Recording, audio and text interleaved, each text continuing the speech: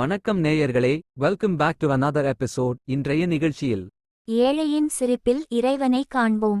பண்ணையார் ஒருவர் தன் பண்ணையில் விளைந்த வாழை மரத்திலிருந்து சுமார் 100 பழங்கள் உள்ள பெரிய வாழைத்தாற்றை அறுத்தார்.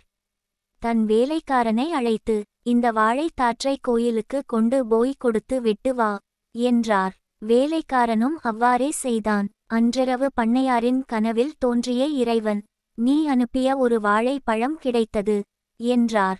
திடுக்கிட்ட பண்ணையார், இறைவா, நான் 100 பழங்களையல்லவா அனுப்பினேன் என்றார். இறைவன், இல்லை, ஒரு பழம் தான் எனக்கு வந்து சேர்ந்தது என்றார். விடிந்ததும் பண்ணையார் வேலைக்காரனை அழைத்து, நான் கொடுத்த வாழைப்பழங்களை முழுமையாக கோயிலில் கொண்டு சேர்த்தாயா என்றார். அவன் ஆம் என்றான். பண்ணையாருக்கு கோபம் வந்துவிட்டது.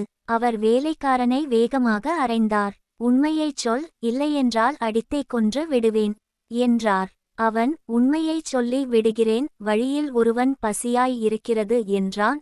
நான் பரிதாபப்பட்டு அவனுக்கு ஒரு பழத்தை கொடுத்தேன், மீதமுள்ள எல்லா பழத்தையும் கோவிலுக்கு கொடுத்துவிட்டேன் என்றான். பண்ணையாருக்கு புரிந்துவிட்டது.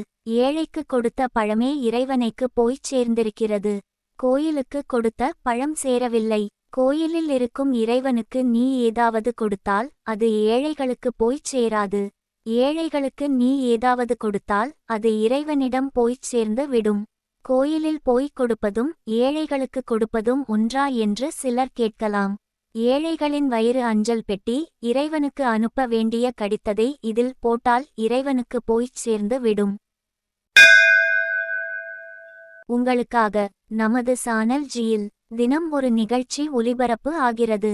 நிகழ்ச்சிகளை கேட்டு ரசியுங்கள், கருத்துக்களை சொல்லுங்கள். வணக்கம்.